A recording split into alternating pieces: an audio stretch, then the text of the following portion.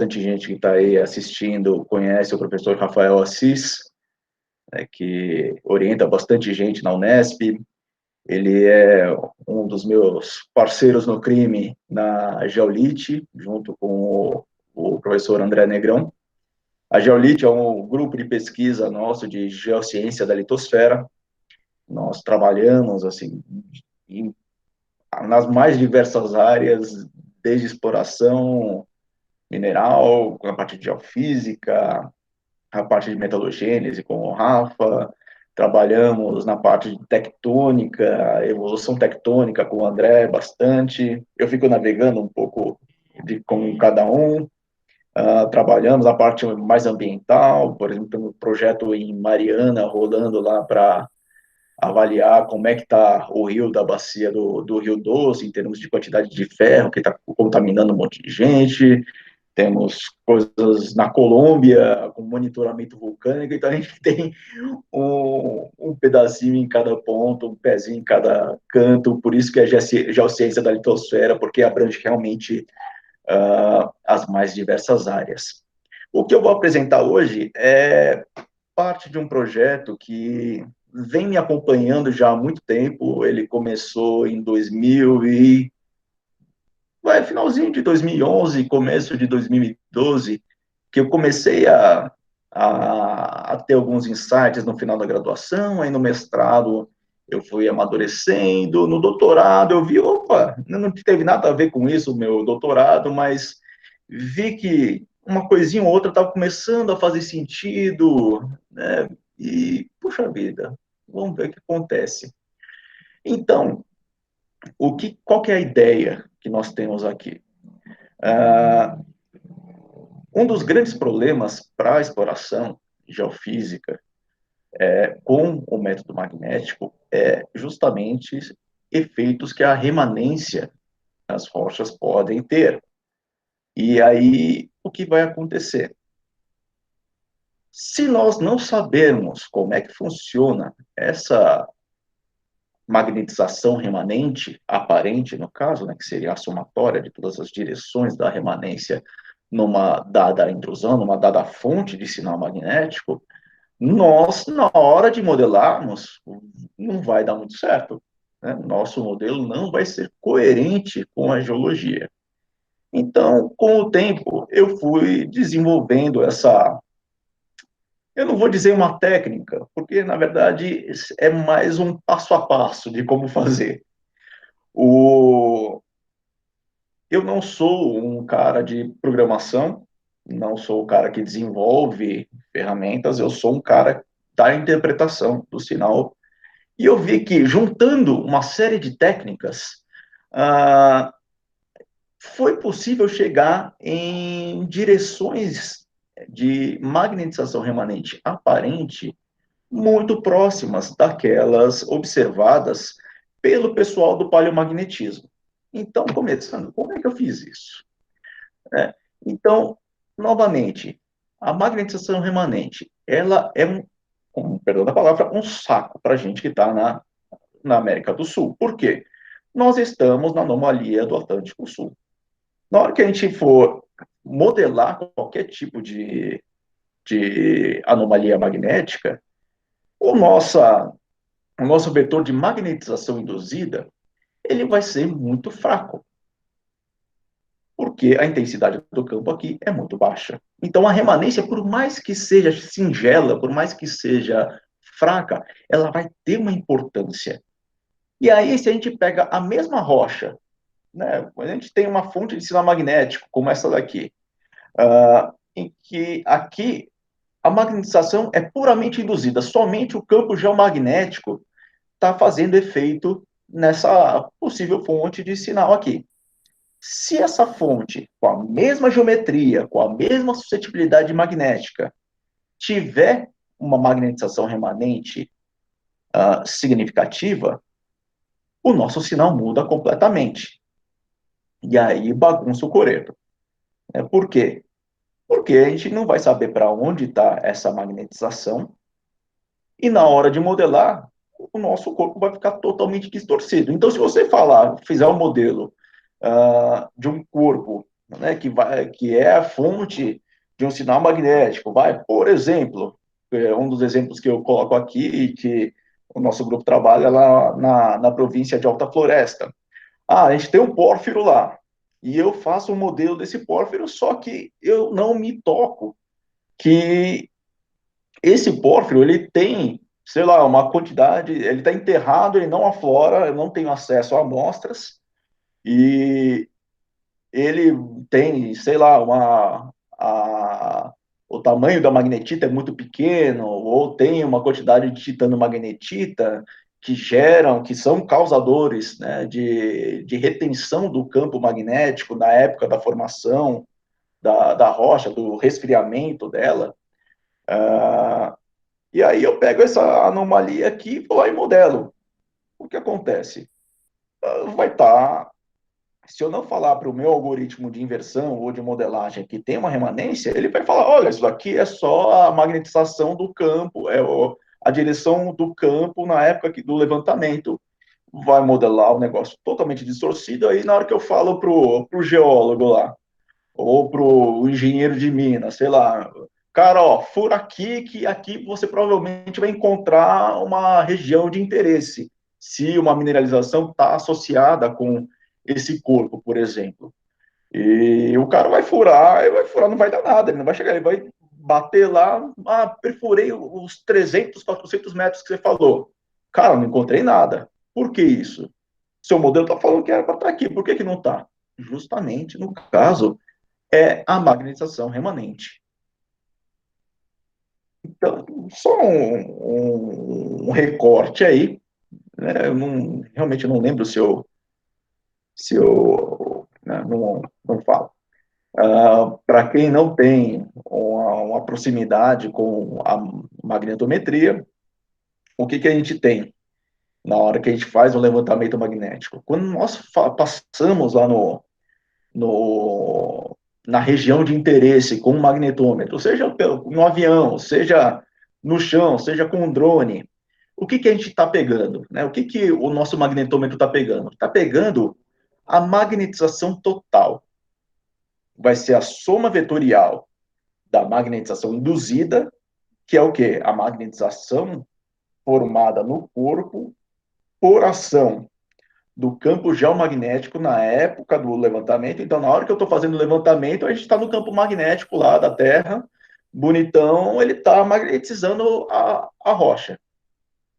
O problema é que, dependendo do tamanho da magnetita, dependendo da quantidade dela, dependendo da composição ali, se tem mais titano-magnetita, se tem alguns óxidos de ferro e titânio, esse corpo, na hora que intrudiu e resfriou, essa magnetita pode gravar o campo geomagnético naquele momento. Ele vai ficar gravado lá apontando para um lado específico. O campo geomagnético ele tem uma variação secular para o oeste e eventuais reversões de polaridade, a inclinação que está apontando para o lado inverte e começa a apontar para o outro. E o que acontece na hora que a gente passa com o magnetômetro lá? Nós vamos pegar essa remanência lá da época de formação da rocha somada ao campo atual. Se a remanência for fraca, o que acontece? Quem vai mandar vai ser o vetor de magnetização induzida. Se a remanência for mais intensa, pode ser uma soma vetorial dos dois e ser o meio do caminho ali. Se a remanência for muito mais intensa, então a remanência manda ali. Tá, beleza, Vinícius, mas e aí? Qual que é o grande problema? Bom, primeiro que a gente não necessariamente tem os dados de remanência. Segundo, e também uma das coisas mais importantes, é o quê? A maioria das técnicas de modelagem, as técnicas geofísicas de filtragem, em geral, elas foram boladas em dois lugares específicos. Então, se a gente olha aqui no nosso mapinha, vocês vão entender o que eu estou falando. Esses dois lugares específicos são os lugares com maiores tradições em exploração geofísica no mundo, que são Austrália e Canadá. O que esses dois caras têm de parecido? O campo geomagnético deles é alto para caramba. Nós temos coisa de 60 mil nanoteslas lá.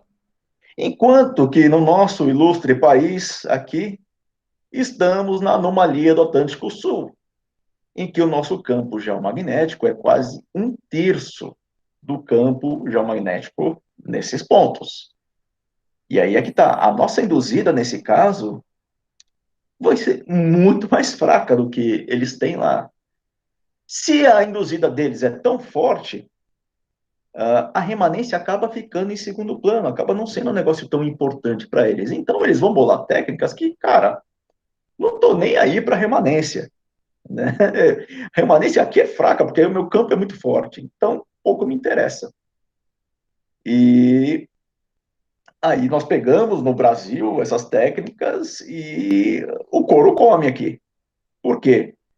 Se as técnicas não levam em consideração a direção da magnetização total, só da induzida, muitas vezes ou nós temos que adaptar essas técnicas ou não dá para usar elas. Então, por exemplo, tem alguns algoritmos de redução ao polo, que eu vou falar daqui a pouco, que eles só preveem o campo induzido. Por exemplo, para quem já trabalhou com o Geosoft Oasis, o RTP, a redução ao polo do Geosoft Oasis, só prevê o campo induzido. Ele pode até fazer algumas correções para baixas latitudes magnéticas, mas para remanência não. Se tiver remanência no caso ali, ele não vai funcionar, não adianta espernear, não vai ficar bom o resultado, não tem jeito. A menos que você tenha a magnetização total, e que é justamente saber a soma vetorial da induzida com a remanência. Então, por isso que é tão importante um geofísico de exploração ou um geólogo de exploração que trabalhe com a magnetometria aqui no Brasil, levar em consideração isso. Se não levar em consideração a remanência no Brasil, se você pelo menos não suspeitar que toda e qualquer anomalia pode ter um pouco de remanência aqui no Brasil, você está começando errado o seu trabalho. Então, daí vem a coisa de por que desse passo a passo que eu estou apresentando aqui. Existem diversas técnicas, vira e mexe, ano sim, ano não está sendo lançada uma técnica diferente para tentar estimar a remanência. Sempre foi um dos grandes desafios da magnetometria, como é que a gente trabalha. Nós temos lá desde 1963 o Hell-Big, que é provavelmente um dos mais usados até hoje, uma das técnicas mais implementadas. Eu acho que provavelmente a maioria dos softwares de processamento magnético abordam isso, que vão usar integrais de Helbig para fazer uma aproximação do campo. O Virtual Pole from Magnetic Anomaly, do Renato Cordani e do Vladimir Zhukovsky, né, lá que foram do IAG. O Cordani, ele tem a empresa dele, ele é filho do Humberto Cordani, para os geólogos que conhecem o nome. O Renato é um dos geofísicos mais competentes que eu já tive o prazer de conhecer. O Zhukovsky, lá no IAG, ele se aposentou, se eu não me engano, no ano passado, e é totalmente um russo doido que, bom, sabe matemática até não aguentar mais e sabe muito a geofísica, né? Pena que aposentou, porque eu ainda acho que tinha muita lenha para queimar ainda. O ARRA, é o Apparent Resultant Rotation Angle, do FOSS. O FOSS, eu sou um tiete do Clive Foss, que ele é lá da CISARO, da Austrália. E ele e o David Clark são dois caras, são provavelmente alguns dos papas hoje da exploração geofísica, principalmente quando se fala de métodos potenciais. Apesar que se você perguntar para eles se MAG funciona, eles vão falar que não funciona. Né? Eles já sabem tanto da disciplina que não acredito mais. Tem o Dipole Correlation Method, do Xi, de outros pessoal lá da China. que vai fazendo algumas correlações com direção de dipolo, direção da magnetização total e assim por diante. Se vocês procurarem no Google Acadêmico, vocês vão achar algumas dezenas de papers falando sobre o assunto. Então, mais uma vez, a técnica que eu apresento aqui, o SIRE, né, SIRE, o Staged Inversion Remanence Estimation, não é um algoritmo. Eu chamo ele de algoritmo porque é uma sequência de técnicas, é uma sequência de passos, né, uma receita de bolo, na verdade, para tentar estimar a remanência.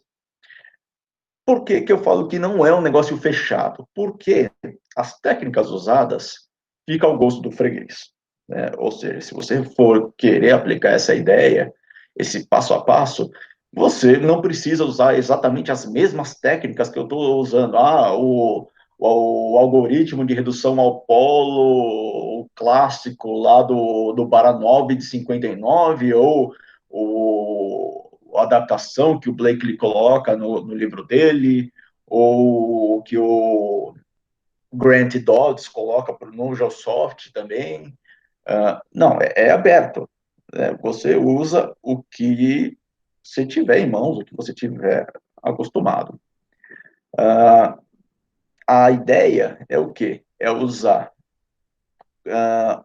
a magnetização induzida e a magnetização total, que são coisas que nós temos, que nós conseguimos identificar no levantamento para chegar na remanência.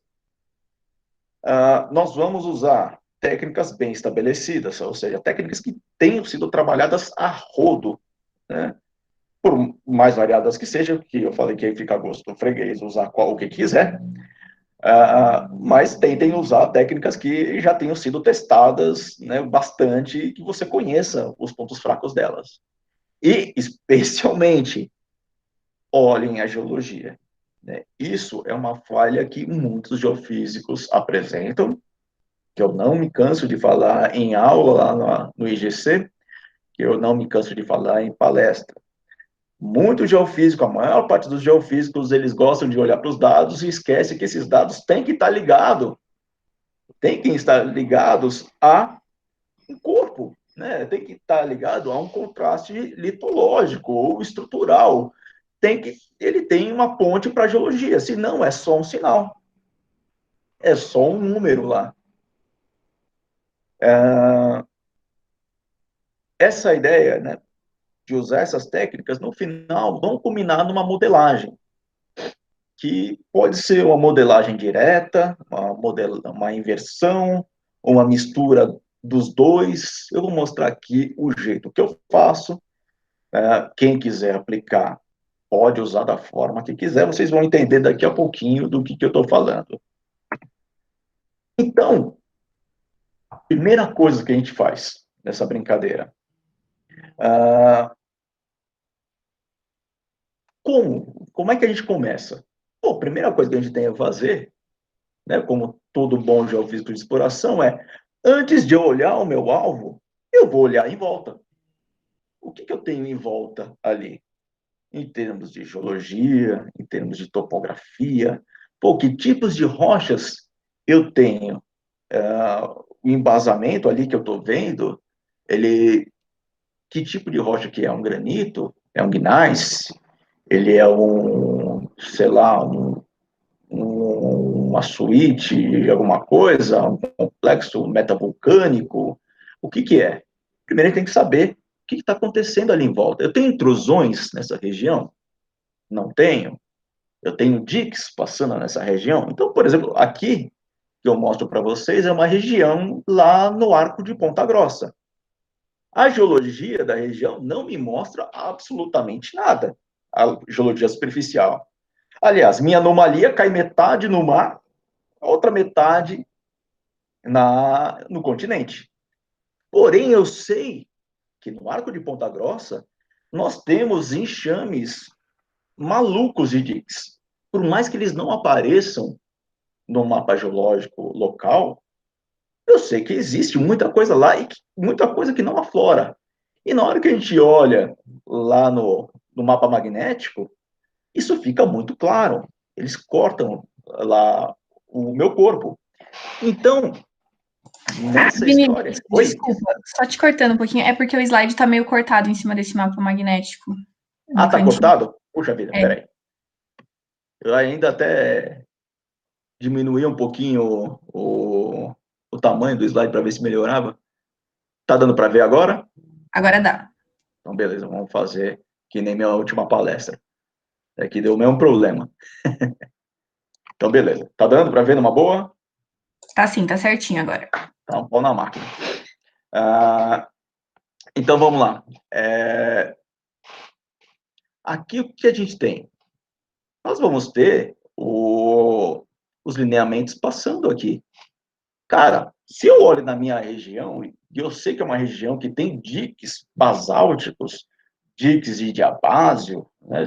Alguns são diabásio, algumas coisas, um pouquinho de gabbro também, mas a maior parte basáltico, eu já sei o que está acontecendo ali. Eu sei que eu estou numa região que eu tenho um embasamento pré-cambriano, eu sei que eu tenho uma cobertura sedimentar quaternária ali, e eu sei que está sendo cruzado uma par de dique de rocha máfica, né? E, além disso, na região eu sei que tem um monte de intrusão alcalina lá do Cretáceo. Então, eu já tenho em mente ali um cenário. Eu não vou querer falar aqui, não, isso aqui é um pórfiro. Não, isso daqui é uma outra coisa que não tem nada a ver. Primeiro, eu me localizo para ver o que está acontecendo ali. Faz todo sentido em termos de exploração. Então, uma vez que a gente já está ambientado com a coisa, né, que fez a lição de casa, aí nós vamos para o dado geofísico, vamos para o MAG lá. Então, a ideia é o quê? Primeiro, usar técnicas bem conhecidas para a gente tirar o máximo de informação antes de ir para uma etapa de modelagem. Então, primeira coisa, delimitação lateral. Cara, usar filtro de delimitação lateral é o feijão com arroz do método potencial. Por quê? É a única coisa que a gente pode falar que o método potencial, seja MAG, seja grave, é bom de verdade, é delimitar lateralmente um corpo que tem uma anomalia, que tem um contraste magnético ou de densidade com a encaixante. Nisso, o método é bom e é bom para caramba. Então, a gente pode usar o sinal analítico 3D, pode usar o sinal analítico 2D, que vocês vão ver por aí dezenas não, mas muitos nomes, né, que é o gradiente horizontal total, a normalização das derivadas laterais, aí vocês vão ver uma cacetada de nomes diferentes para falar a mesma coisa, que é a raiz quadrada da derivada em x ao quadrado mais a derivada em y ao quadrado. É isso. No caso, o sinal analítico 3D, que é esse do host, que eu coloco aqui, você acrescenta a derivada em z ao quadrado, né? Então, feijão com arroz, delimitação lateral. Pode usar a técnica que você bem entender. Tem hora que o 2D vai ficar legal, o GHT vai ficar legal, né? Que a gente consegue delimitar muito melhor com ele. Se a gente tiver, por exemplo, um corpo bem comportado ali. Se a gente tem um corpo que, saiu dele um monte de dique dele, ou ele não está bem comportadinho o topo dele, aí talvez o sinal analítico 3D funcione melhor. Depende do caso. Direção da magnetização total. Aí é um dos pontos mais críticos que nós temos. Nós temos que saber, nesse passo,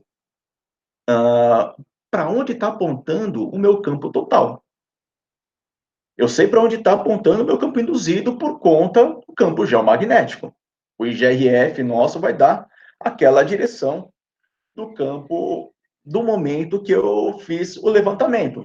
A gente tem um modelo a cada 5 anos, isso a gente sabe. Eu quero saber, então, para onde está apontando a total, a somatória, né? O que eu estou passando ali em cima, o que eu estou pegando, para onde está apontando aquele campo, aquela anomalia? É paralela ao campo geomagnético? Nada impede, se a gente tiver remanência, também está paralela ao campo geomagnético. Não tem nenhum problema, isso acontece. É um pé no saco, perdão a palavra, mas acontece. Né? A remanência, a maior parte das vezes, né, para estar paralela, vai ter que ser muita coincidência, mas a maior parte das vezes ela está apontando para qualquer outro lado. E aí, nós podemos usar as integrais de Helbig para estimar essa direção de magnetização total. Eu gosto de usar uma técnica proposta pelo Maurizio Fedi, o Giovanni Flori e o Antônio Rapola, de 94, o pessoal lá na Universidade de Nápoles, que chama Maximin. O Maximin, ele vai fazer o quê? Vai fazer várias reduções ao polo. Na verdade, a gente vai usar o algoritmo de redução ao polo colocando vários pares de inclinação e declinação. Na hora que o meu campo resultante tiver a porção negativa dele minimizada e o contorno dele for coerente com a delimitação lateral, opa, nós temos um candidato aí de par de inclinação e declinação. Eu gosto de usar um algoritmo que foi escrito pelo Cordani e pelo Chukovsky, no doutorado do Cordani, que ele automatizava isso, ele é um algoritmozinho de MATLAB, que acelera esse processo. Não é perfeito, ele tem vários buracos, mas ele dá um chute inicial ali para onde deve estar, e depois eu gosto de ir refinando, né, até achar a redução que vai me dar o par de inclinação e declinação que faz uma redução ao polo bonitinha. Para quem não tenha muita familiaridade com a técnica de redução ao polo, o que é a redução ao polo? O campo magnético nos polos magnéticos ele é vertical.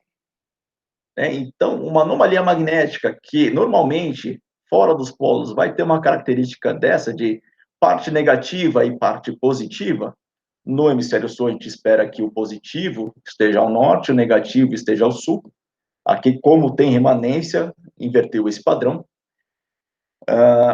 Na hora que eu pegar isso daí e simular que a posição dele fosse, ao invés de ser, aqui no caso, numa latitude subtropical, ele tivesse lá no polo, se eu achar, se eu souber qual a inclinação e declinação da magnetização total desse cara, o campo dele ele vai ficar um negócio desse daqui. Ou seja, só a parte positiva, porque o campo está vertical. Ah, quer dizer que agora ele, do dipolo, ele virou um monopolo? Não, não, de jeito nenhum, não tem monopolo. Não existe monopolo. É o dipolo, só que a parte negativa está para baixo. Está para dentro da Terra e a parte positiva está para fora. E é isso que a gente enxerga aqui. Então, nós minimizamos essa parte negativa aqui, né? Achamos o par de inclinação e declinação total, que vai gerar essa anomalia, né, prioritariamente positiva. Em algumas vezes vocês vão ver um pouquinho de negativo também, de uma forma simétrica, né, na direção da declinação. Mas esse negativo tem que ser pelo menos 5 a 6 vezes menor do que a amplitude do positivo. Isso aí é a regra de ouro para a gente ter uma redução ao polo. Por que tem, às vezes, esse negativo? Por conta de efeitos numéricos mesmo da interpolação e cálculo da filtragem, né, da redução ao polo. Muito bem. Então, além da magnetização total, nós vamos fazer, se não aflorar, né, se aflorar, a gente não precisa fazer estimativa de profundidade, a gente já sabe que está em superfície. Mas muitas vezes não está em superfície e nós temos que fazer uma estimativa de profundidade. Lembrem-se, crianças, o magnetometria, gravimetria, métodos potenciais, eles não são boas ferramentas para a gente estimar a profundidade. Dá para fazer? Dá para estimar. É o ideal? Não. Se tiver outras técnicas, sísmica, geoelétrica, EM, furo de sondagem, que aí é o creme de la creme nosso, ótimo. Mas se não tivermos, nós vamos por aqui mesmo, é o que tem para hoje, não adianta sentar e chorar.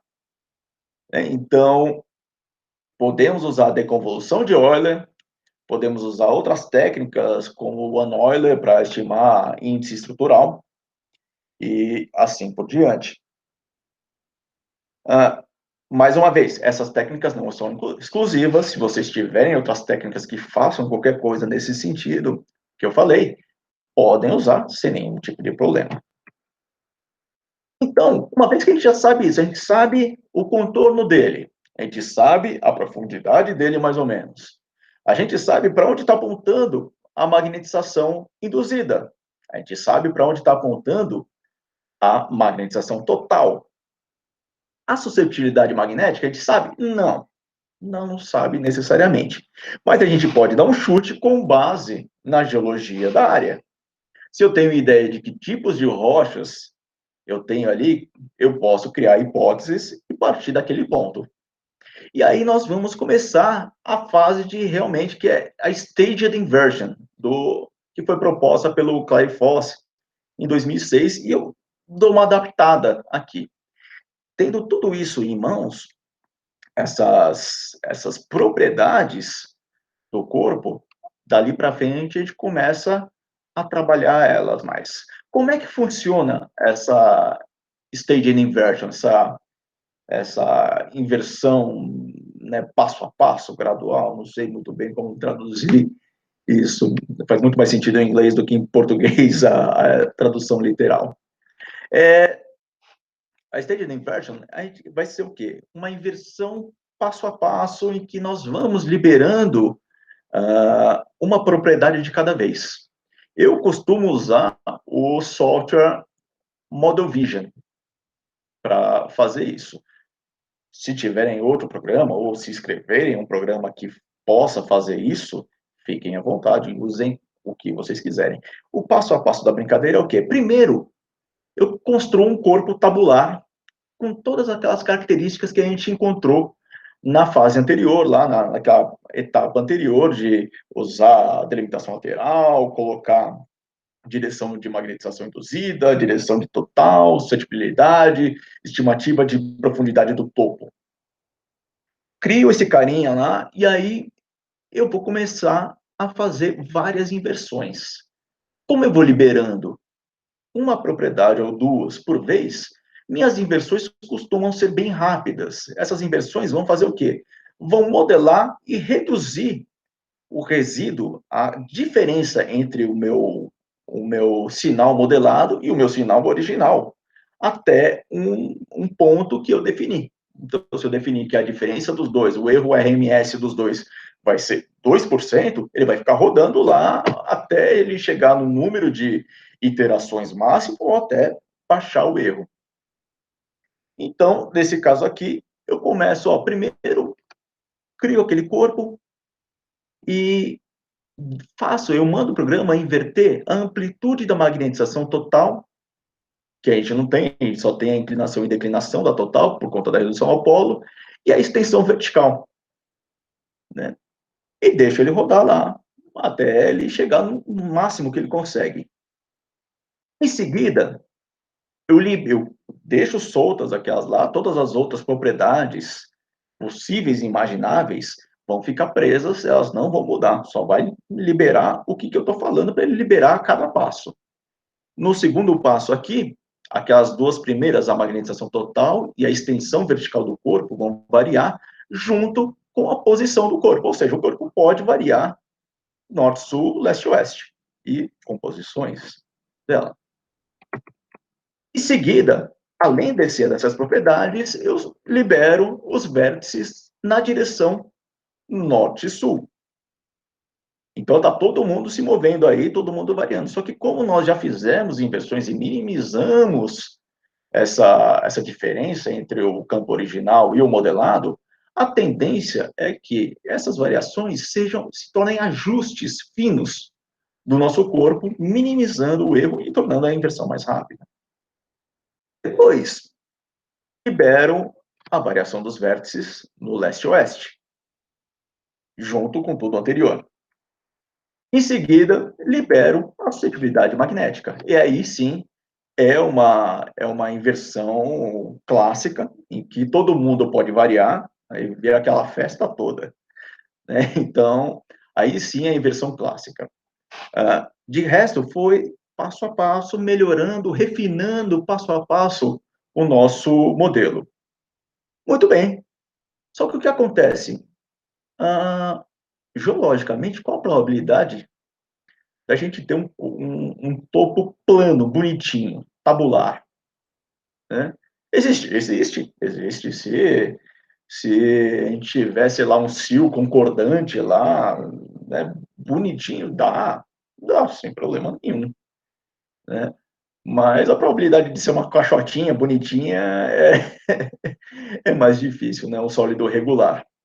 Vamos ser um pouco mais honestos, principalmente quando falamos de intrusões, né? Se a gente está falando de uma intrusão não concordante, uh, aí a coisa pega, não é assim que funciona mesmo, e aí a gente não vai levar em consideração a remobilização do terreno, não vai levar em consideração a erosão, não vai levar em consideração nada. Né? Então, uma forma da gente levar em consideração isso vai ser justamente fatiar esse corpo. Então, o que eu proponho aqui é fatiar. Se eu tenho aerolevantamentos, por exemplo, né, os da CPRM, que são disponíveis aí para qualquer um pegar, tem espaçamento de linhas de voo, nos mais novos, pelo menos a partir dos anos 2000, de 500 metros. Então, o que eu faço? Eu fatio esse corpo em seções paralelas às linhas de voo, que é onde eu tenho dados, não dependendo da, da interpolação, e centro essas seções nas linhas de voo. Né? E aí, para cada corpo desse, eu vou repetir aquele processo. É um negócio demorado? Sem dúvida, é um negócio que vai dar um pouco de trabalho. Mas lembre-se, a gente não tem nenhuma outra informação que a gente possa tirar. Se a gente tiver, se a gente tiver dados de paleomag, a gente nem precisa estar esquentando a cabeça com isso. Mas não é o caso. A gente está no caso mais complexo aqui, que a gente não tem muitas informações. A gente, dependendo do caso, não está nem vendo a rocha. Lá só tem anomalia e tem que se virar com isso. Então, vamos fazendo para cada sessão e ajustando. Né? Como eu falei, como a gente vai liberando aos poucos, a tendência é ser uma inversão rápida, né? De não dar muito trabalho, ele já vai ajustando de uma forma relativamente rápida. Então, aqui, o que nós temos? Fatiamos, fizemos, beleza. Tem alguns casos que, mesmo isso, esse espaçamento da linha de voo que vai dar, vai ser problemático. E aí a gente pode refatiar, fazer tudo de novo, com seções mais finas, coerentes, por exemplo, com o tamanho da célula do grid. Que é um dos casos que eu mostrei, que eu já publiquei, inclusive, que é Canoas, que a gente vai ver daqui a pouquinho, que os diques do arco de Ponta Grossa cortam o corpo e bagunçam tudo. Então, só essa fatiada toda não funcionava, precisei descer um nível a mais, aumentou o erro, inevitavelmente, né, porque já não está trabalhando puramente com dados, mas também com dados interpolados. Né, não estou mais sendo um purista, no caso. Então, beleza. Uma vez que a gente fez isso para todo mundo, né, que eu tenho um modelo lá ajustado, bonitinho, meu resíduo está lá embaixo, e nós temos uma boa inversão, aí a gente parte as cabeças, nós vamos para a remanência. Então, que nem eu falei, a magnetização total, ela vai ser a soma vetorial da magnetização induzida e da remanência. Por consequência, a remanência vai ser a subtração vetorial da total com a induzida.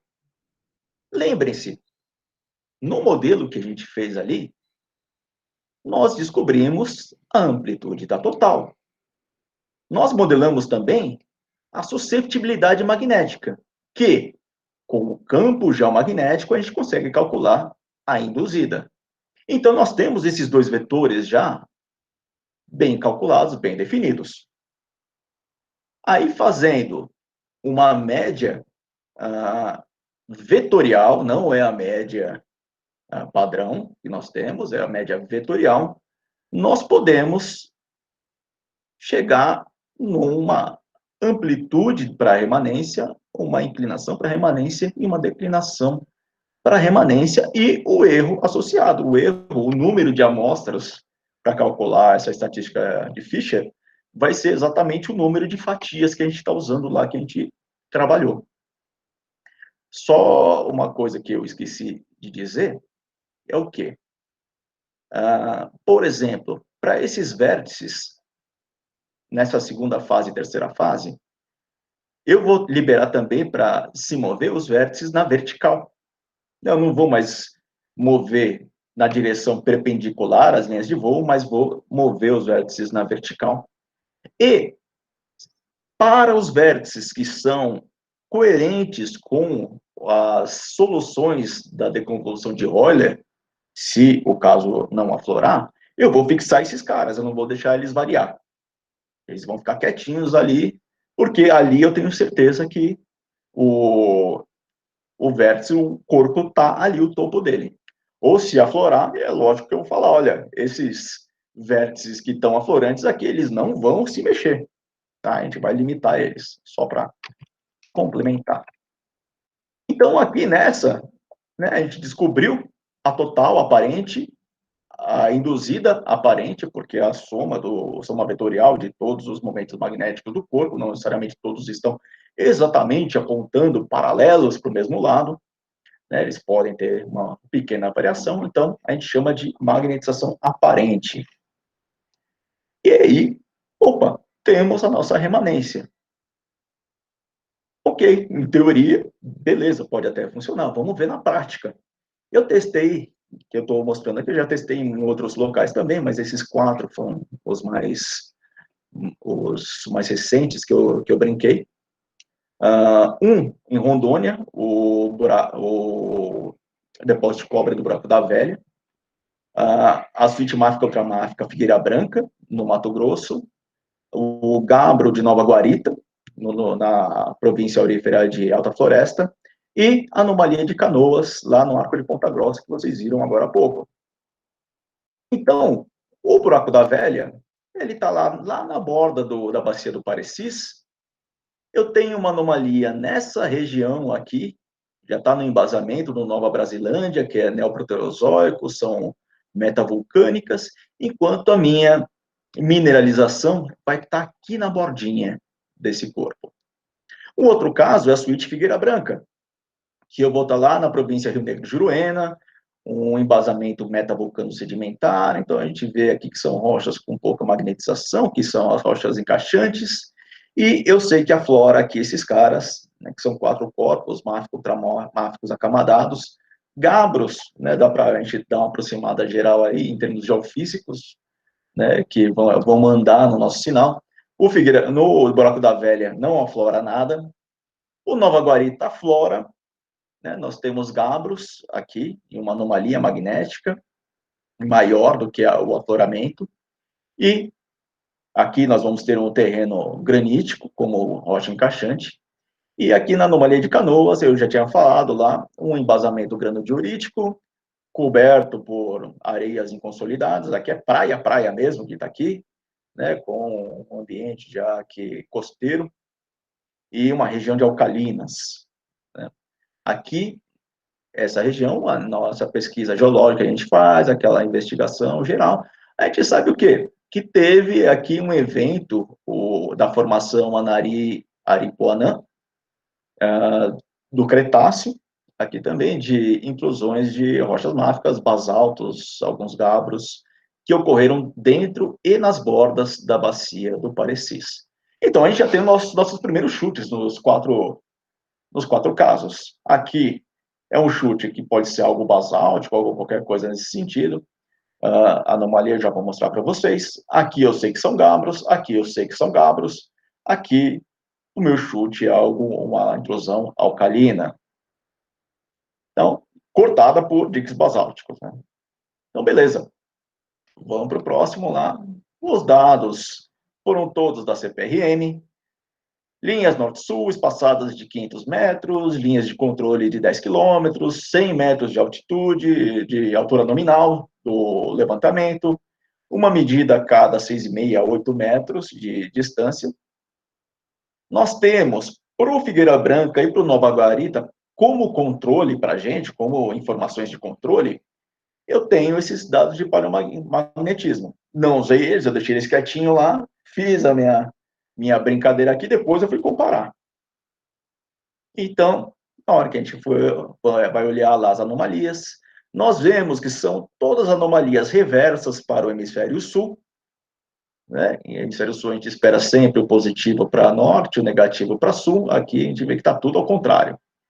Inclinação de menos 36 graus, aqui menos 9, já bem baixa, aqui no caso de Nova Guarita, menos 12 no Figueira Branca, menos 4 no Buraco da Velha. Isso não é muito legal para a redução ao polo, essas inclinações muito baixas, porque a redução se torna instável. Nós temos lá no denominador do filtro um seno da inclinação, e aí o seno de um número muito baixo, ele tende a zero, e aí já viu, né? Sobre qualquer coisa dividido por zero vai ser indefinido, e aí eu bagunço o nosso coreto, bagunça nossa filtragem. Mas foi possível ainda fazer a redução bonitinha, a gente vai ver daqui a pouco. O sinal analítico independe da direção do campo, então conseguimos aqui fazer um contorno aqui dos corpos, sem nenhum tipo de problema. Vê-se aqui que são, em alguns casos, corpos mais bagunçados, acabei usando o sinal analítico 3D. Nesses outros eu até usei o GHT, mas eu preferi colocar aqui, apresentar para vocês só o 3D para ter um parâmetro de comparação.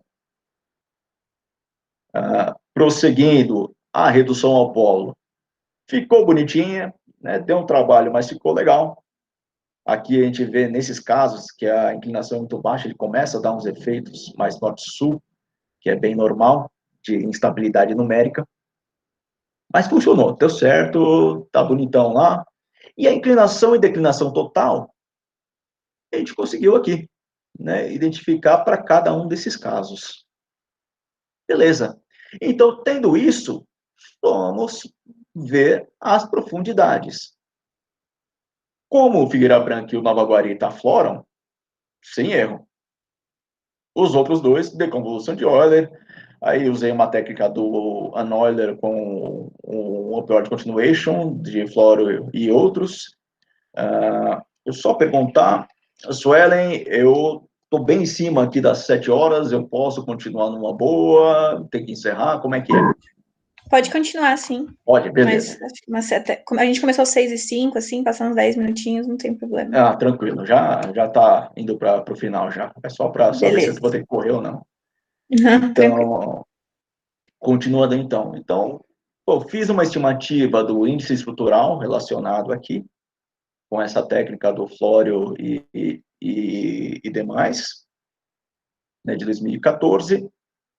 Né, consegui umas soluções interessantes, ótimo, usei elas como vínculos na minha modelagem. Lembrando sempre que para fazer deconvolução de Euler, cara, tenho sempre esses dois papers do Alan Reed e do Thurston, que eu não lembro o primeiro nome dele agora, que são, assim, artigos de cabeceira para quem usa a deconvolução de Euler, né, para fazer o negócio bem feito. Muita gente faz a deconvolução de Euler, qualquer coisa, só vai apertando o botão, sempre dá um monte de coisa que não tem absolutamente nada a ver. Então, são pontos a serem levados em consideração, que a deconvolução assume que sua fonte é infinitesimal, cara, é uma coisa pequenininha. Quanto maior a janela que você usar para a deconvolução, mais acurado será o seu resultado, só que com menos resolução também, né? Então, você, com uma janela muito grande, você vai ter um resultado legal, mas vai ter de um ponto só que vai representar o seu corpo inteiro. E não necessariamente o seu corpo inteiro tem uma profundidade só. Os pontos, as fontes do sinal têm que ter formas geométricas simples, como pontos, linhas, falhas de um corpo fino, contatos infinitos. Vocês podem ver nos artigos deles e em muitos outros que estão disponíveis. O campo tem que estar amostrado de uma forma decente, não adianta você fazer um perfil, né, seguindo a estrada, que vai fazendo um monte de curva, e fazer outro bem mais ou menos ortogonal. Não vai dar certo isso, né? Ele tem que estar amostrado bonitinho, de uma forma mais regular possível para dar certo. O espaçamento das linhas de aquisição tem que ser adequadas para o tamanho do alvo. Ou seja, se eu tenho um corpo intrudido ali de, sei lá, 300 metros, eu tenho linhas de voo espaçadas de 500 metros, seu corpo pode cair no meio das duas linhas de voo. Então, cara, você não vai ter a amplitude adequada do seu sinal. E o negócio não vai funcionar. Né? Você vai ter uma subamostragem do seu corpo e, por consequência, a sua estimativa de profundidade também não vai ser legal. Essa técnica, desculpem, a deconvolução de Euler, ela usa os gradientes, ela faz as derivadas do campo em x, y e z. X é leste-oeste, y norte-sul, z é vertical. Se nós tivermos já os gradientes, se nós coletarmos esses dados direcionais, é mais adequado, é melhor do que calcular as derivadas para direcionais. Não é sempre o caso que nós temos isso. Se a gente for com um Fluxgate triaxial para campo, a gente consegue ter esses dados. Se não, a gente pode calcular fazendo as derivadas do campo e calcular dx, dy e dz e usar lá. Contanto que esse cara tenha um baixo ruído. Se for um campo ruidoso, também esquece que vai dar um monte de solução estranha. Então, tendo tudo isso,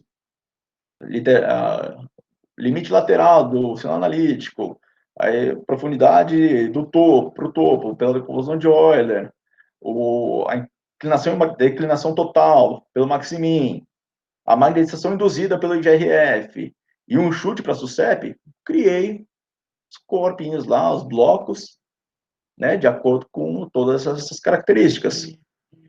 E fiz o fatiamento, né, quando tinha soluções de deconvolução de Euler, amarrei meus dados lá e fui fazendo, né, até reduzir o resíduo. No caso de Canoas, inclusive, eu tive que fazer uma terceira, porque cortavam esses diques. Não sei se os diques têm esse comportamento, né, vertical até 3 metros de profundidade, né, mas o que interessa é como eles estão interagindo com o meu corpo aqui, não eles de fato. Esse caso aqui nós tivemos obviamente, uma diminuição na confiabilidade do modelo, porque a modelagem começou a utilizar dados de interpolação e não só dados, né, coletados. Mas, ainda assim, foi possível trabalhar. E aí, então, o que nós temos? Isso aqui vem a... Então, o que nós vamos ter? Né? Comparando os resultados do modelado com os dados de paleomagnetismo, né? No caso de Figueira Branca, o que foi modelado foi 50 graus, o medido lá nas paçoquinhas de Paleomag, 50,7, um erro extremamente baixo.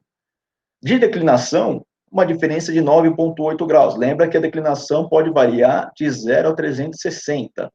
E o alfa, 95, né, o alfa de confiabilidade aqui, de erro, é de 8 graus. Então, cai muito dentro desse alfa. Para o Nova Guarita, que o Franklin, o Bispo Santos, fez em 2012, eu acho que foi o doutorado dele, tivemos 5 graus de erro para a inclinação. A inclinação ela vai de menos 90 a mais 90 graus. De declinação, tivemos 9,5, ainda muito dentro do erro, muito próximo dentro dessa variação. Né?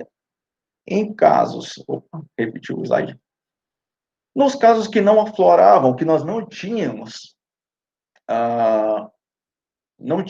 medições de paleomag, eu peguei dados de deriva de paleopolo virtual.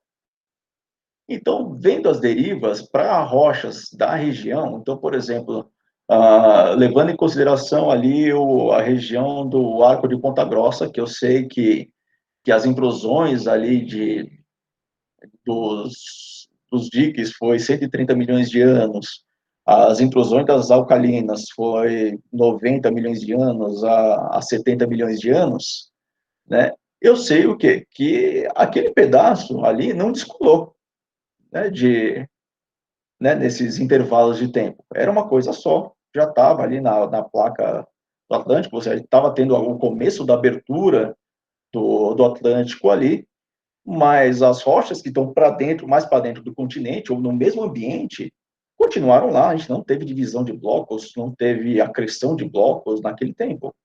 E com isso, a gente pode falar, opa, não variou ali, então tudo que está ali próximo, que tem a remanência, vai ter uma característica muito parecida.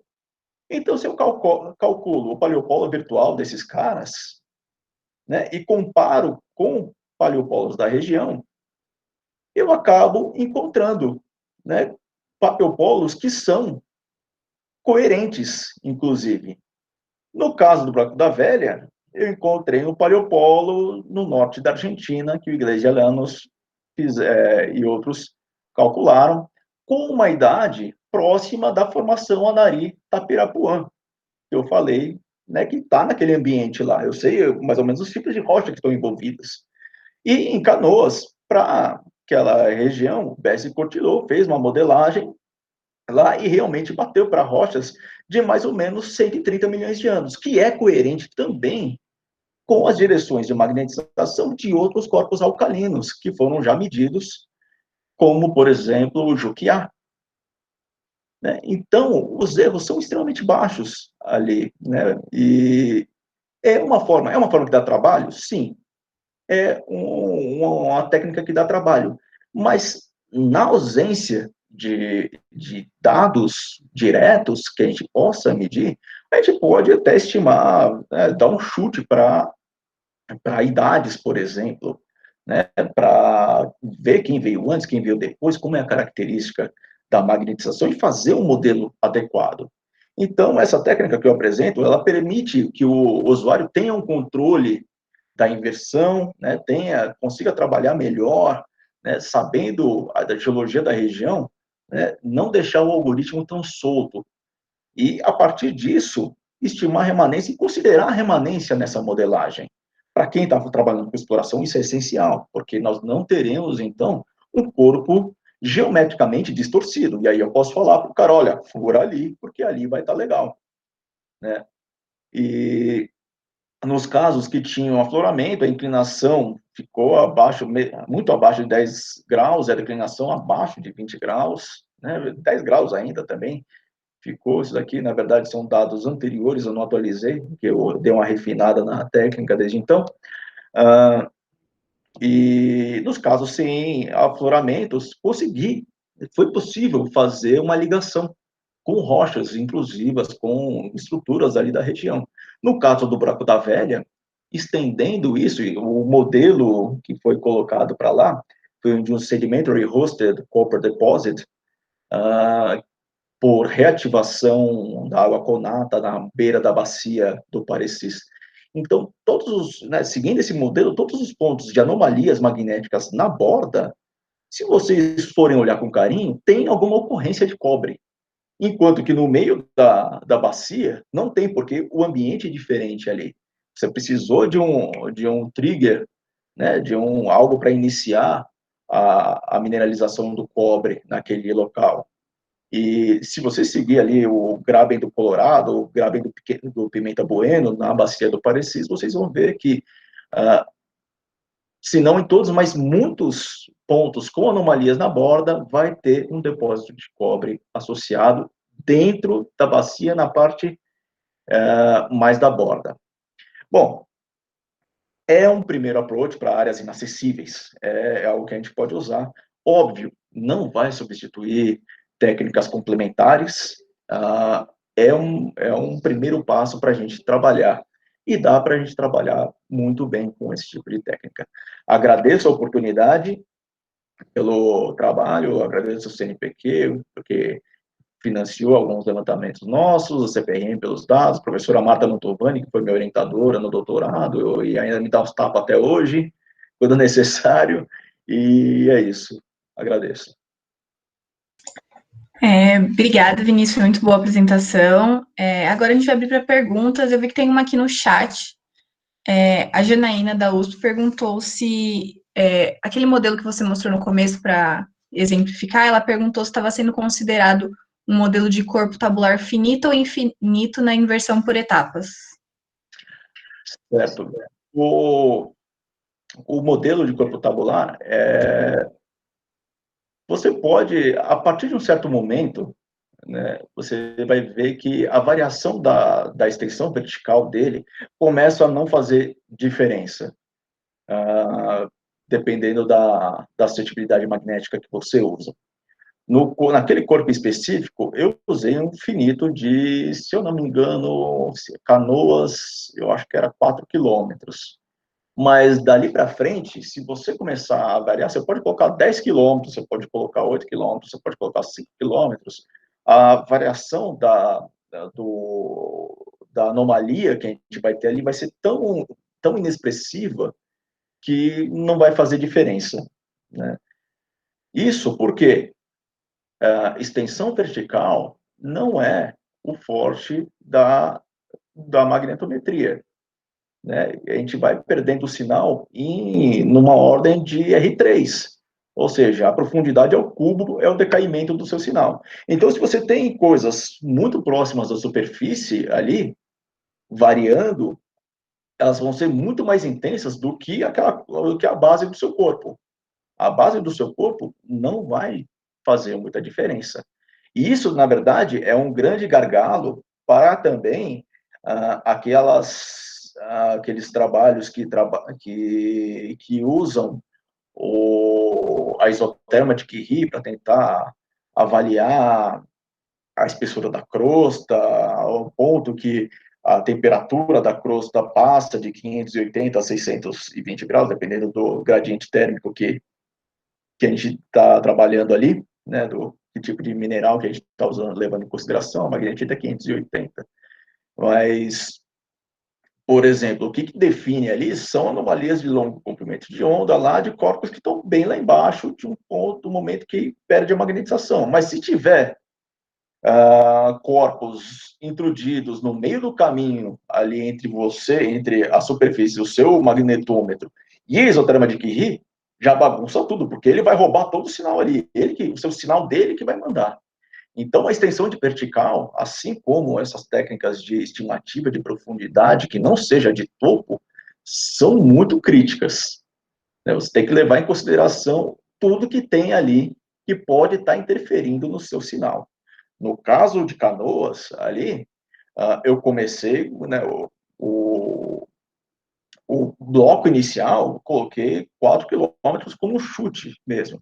Mesmo porque é um modelo inicial e a primeira etapa que eu vou fazer lá, se vocês lembram lá do Staged Inversion, é justamente a extensão vertical. Eu deixo o próprio algoritmo definir essa extensão vertical. E aí depois eu libero na segunda fase do Staged Inversion, eu vou liberar os vértices na vertical. Usualmente, os vértices da base do corpo pouco variam, né? Não variam praticamente nada. Os do topo, sim, variam e variam muito. E aí é que dá mais trabalho de definir, né? Mesmo porque aqueles que a gente já sabe, se a gente já fez uma deconvolução de Euler, ou sabe, ou tem dado de de furo, tem testemunho lá mostrando, não, o corpo começa aqui, esses daí a gente fixa lá. E esses caras é que vão mandar de fato no sinal.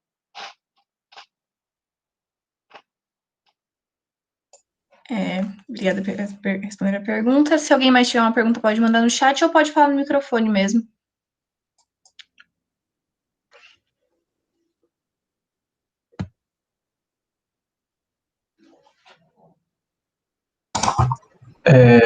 Alô? Tá saindo minha voz? Tá? Opa, boa noite, professor. Primeiro, parabéns aí pela palestra, foi muito legal. Valeu.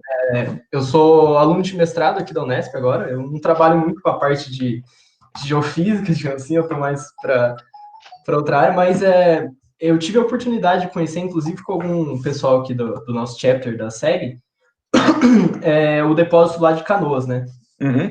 Fez uma visita de campo lá e por exemplo, que eu me recorde um pouco dessa visita, o depósito lá é algo mais tratabound, é algo mais horizontalizado, tudo mais, e não teria muito uma relação, por exemplo, com questão de intrusivas, alcalinas, se eu não estivesse enganado. Seria algo um pouco mais para essa área sedimentar. Eu acho que tem um outro depósito de Canoas. Na verdade, essa anomalia a gente chamou de Canoas porque ficava no balneário. Ah, certo. Tá? Não, não é a mesma, né? Ah, Porque certo. Não é, minha dúvida vinha exatamente para nesse sentido, de não, alguma não. possível relação, qual era a ideia Cara, para isso? se tivesse isso, eu ficaria com um sorriso de orelha a orelha na hora de mexer com isso, porque esses dados, na verdade, né, não só eu trabalhei não só com os dados de aerolevantamento, mas trabalhei também com o dado terrestre e de gravimetria que o professor Chico Ferreira, da UFPR, coletou. Uhum. O Chico, ele vinha dar uma disciplina aqui, né, no IGC de pós, que na hora que eu fui contratado pelo IGC, ele largou no meu colo e falou, não, já estou velho demais, não quero mais, se vira.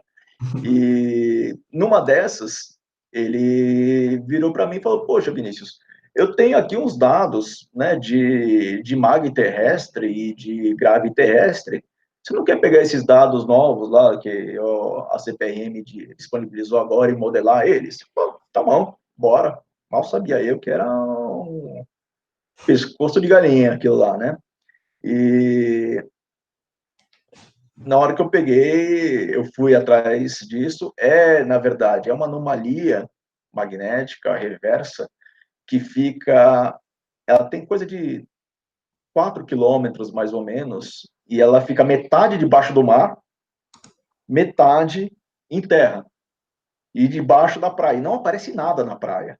Não aparece absolutamente, não tem afloramento nenhum lá.